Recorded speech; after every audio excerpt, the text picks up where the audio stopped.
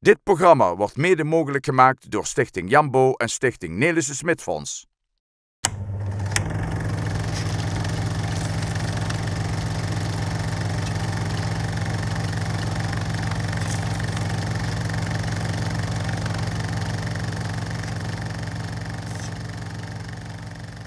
In deze uitzending van Venray van Toen gaan we terug naar de jaren 60.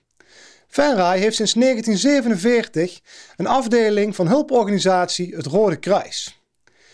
In die periode wordt door kolonnecommandant Dr. Oosterbaan en het bestuur een goede en geoefende eenheid opgebouwd en in stand gehouden. Na zijn afscheid komt de leiding in handen van onder andere Dr. Hermans en officier Paul Rippe, directeur van de sociale werkplaats. Kijkt u mee naar een impressie van 20 jaar Rode Kruis Venray.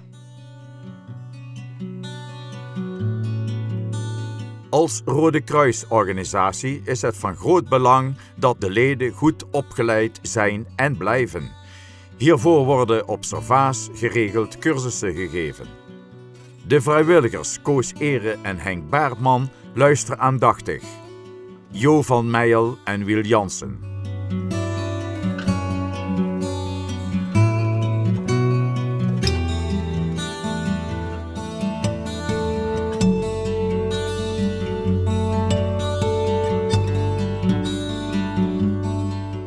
Leo Kampstein en Jan Maassen volgen eveneens de instructies van Dr. Oosterbaan op, die als kolonnecommandant verantwoordelijk is voor opleiding en oefening.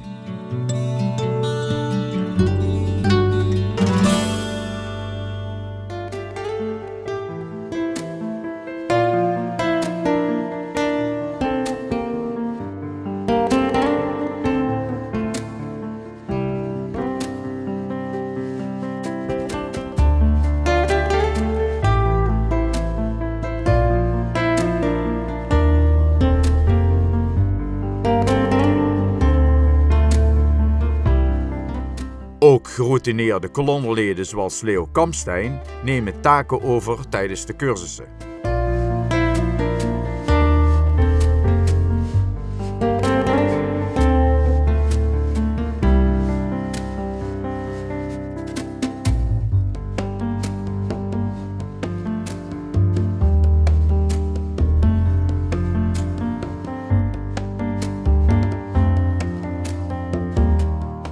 Er wordt ook vaak geoefend in wedstrijdverband. De Venrayse kolonne met onder andere Wiel Jansen en Joop Koolse op weg naar een gezamenlijke Limburgse oefening in Gennep.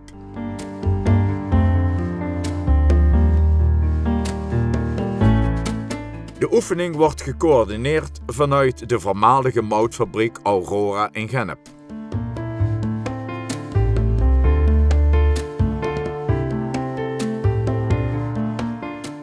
Hier heeft ook de jeugd van Gennep zich verzameld. Na registratie worden deze ingezet als slachtoffers.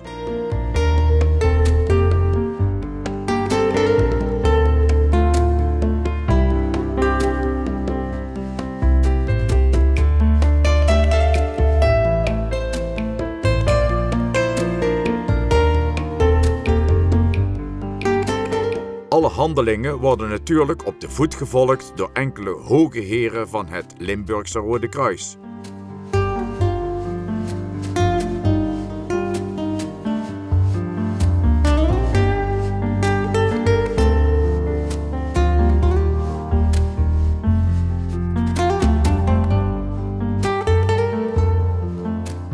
Wanneer iedereen voorzien is van een versnapering, kan gestart worden met de geplande hulpacties.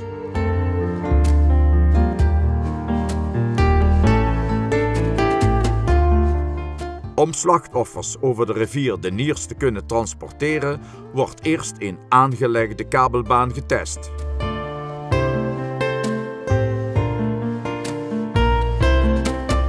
Een deel van de Venrayse kolonne is dan al op weg naar een boerderij om gewonden te helpen en te vervoeren. Al snel wordt Paul Ariens geconfronteerd met een zware gewonde.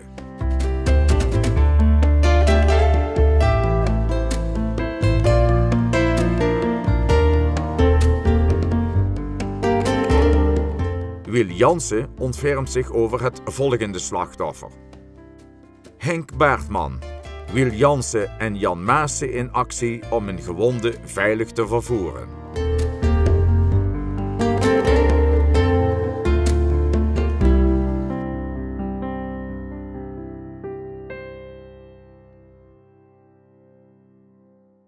Met de nodige hindernissen lukt het Wil Jansen en Henk Baartman om de gewonde af te leveren bij de rivier de Niers.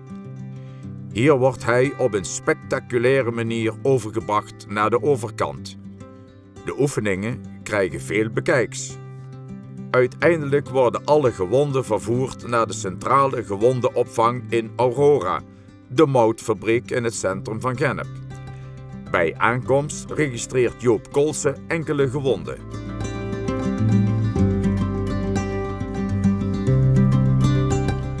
Zaterdag 5 september 1964 is een belangrijke dag voor de Venraayse afdeling van het Rode Kruis. Onder toezicht van burgemeester Kusters wordt onder de naam Combine gestart met een grootscheepse demonstratie. De zandvlakte tegenover het ziekenhuis is hiervoor omgetoverd tot een groot rampgebied met veel gewonden, inclusief enkele verzamelplaatsen voor de gewonden.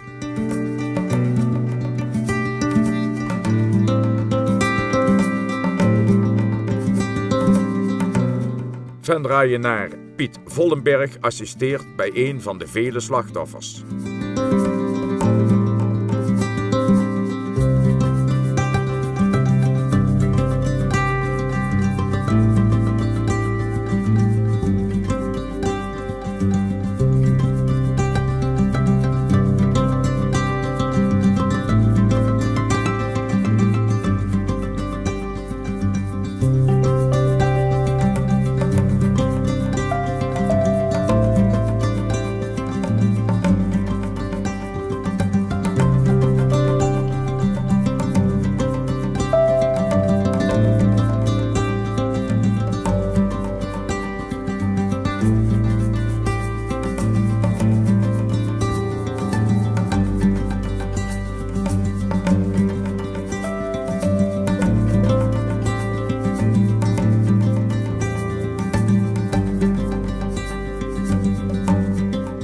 Liefst 27 Limburgse afdelingen met in totaal 700 leden zijn paraat om deze grootscheepse demonstratie tot een goed einde te brengen.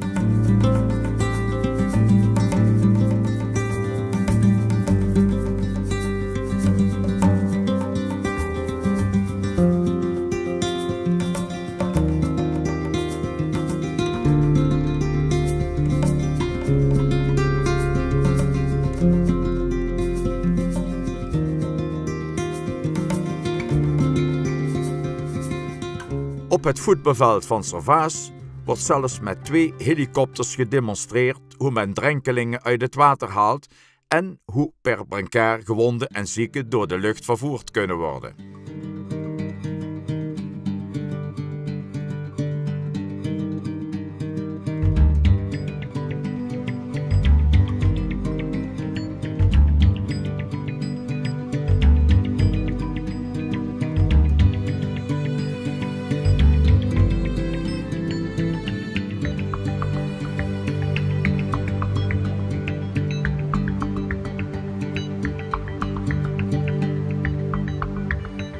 Er is veel belangstelling voor de demonstraties van zowel autoriteiten als de Venraayse bevolking.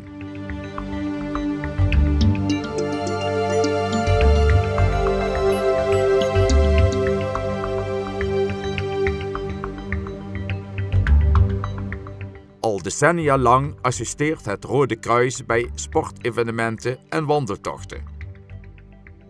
Kolonneleden Henk Baartman en Jan Maassen onderweg voor eventuele eerste hulp tijdens een wandeltocht. Ook Wil Jansen is van de partij. De meest voorkomende blessures zijn natuurlijk de voetblessures. Maar hier weet Henk Baartman wel raad mee.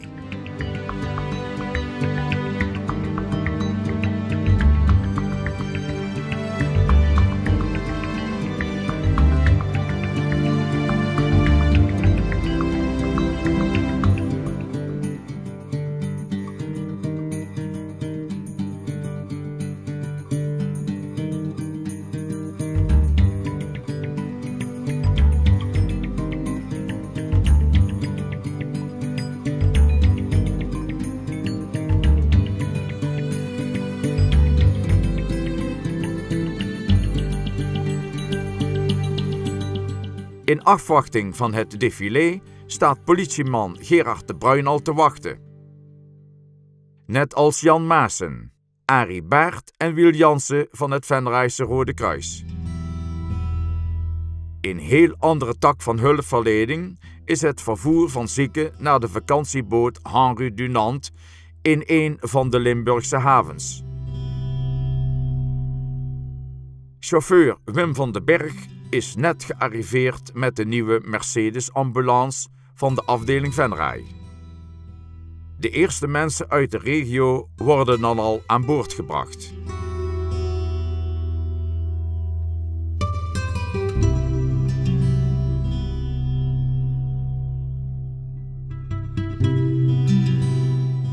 Hugje Baert, eveneens lid van de afdeling Venray, is er mede verantwoordelijk voor dat alles volgens plan verloopt.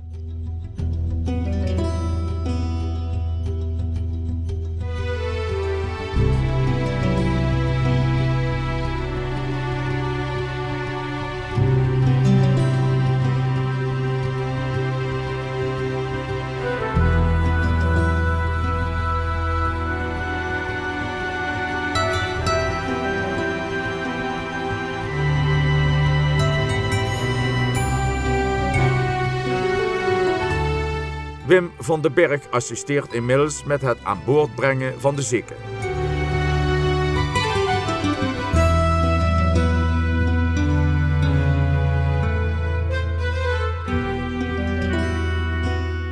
Ook Mia Storms-Pijpers helpt een handje.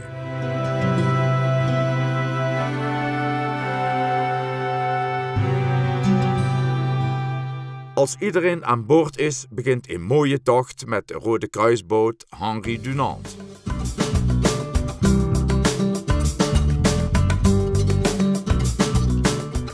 Het Venraayse Rode Kruis heeft veel sympathie en hulp van de Venraayse gemeenschap. Toch wordt er regelmatig door de vrijwilligers in beroep gedaan voor financiële ondersteuning. Huis aan huis wordt dan benaderd om donateurs te werven. Deze mevrouw kan de actie wel waarderen en wordt graag donateur.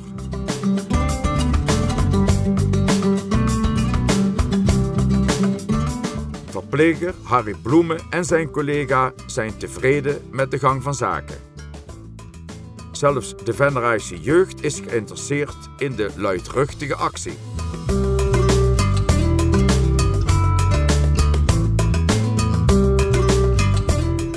Na alle inspanningen is het tijd voor een koffiepauze met onder andere Jan Maassen en Harry Bloemen. Jo van Meijel van de administratie brengt nog snel koffie voor de cameraman.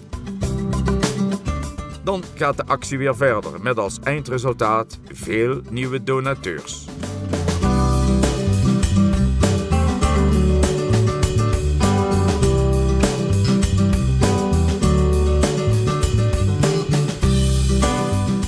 Jarenlang is het Rode Kruis afdeling Venray een onmisbare schakel geweest tijdens de motocross-wedstrijden in Heide.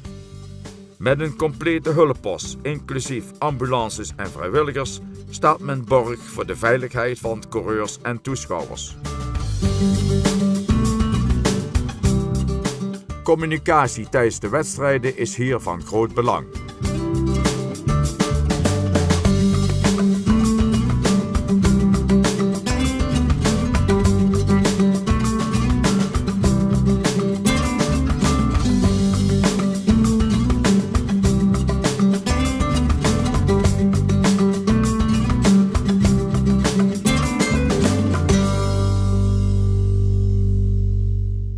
Wanneer er toch een incident plaatsvindt met een coureur, is men snel ter plaatse. Alles wordt in gereedheid gebracht om het slachtoffer, na onderzoek door een kolonnearts, zo snel mogelijk per ambulance te vervoeren naar het ziekenhuis.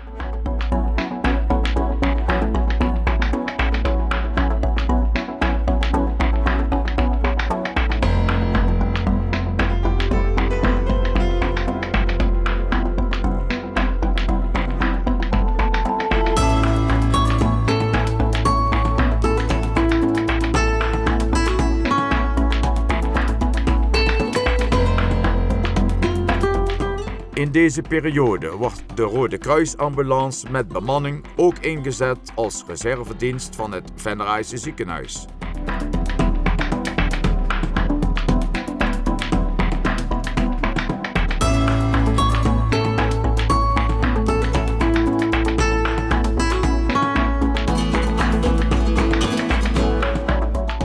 Jan Driessen en Jacques Thijssen op de centrale post staan klaar om uit te rukken.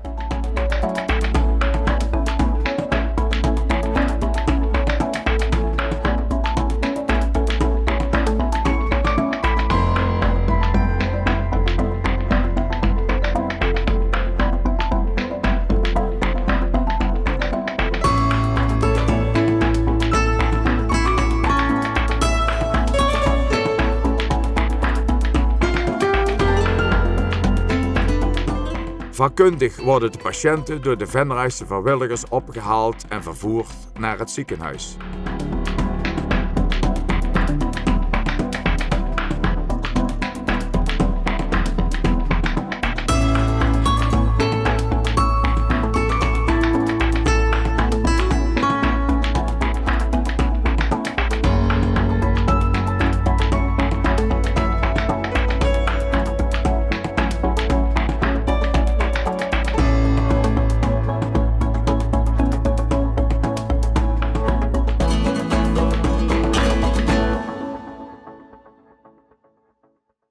Naast de activiteiten tijdens de Venraayse wandeltochten is het Rode Kruis ook actief tijdens de Wandelvierdaagse van Nijmegen.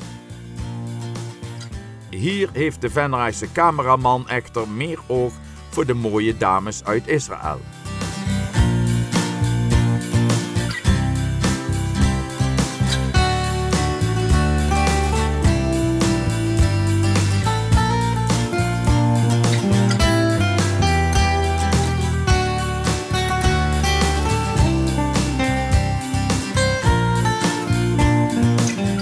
Kapitein Paul Rippe, leider van het Venraayse Rode Kruis, vindt het allemaal prachtig.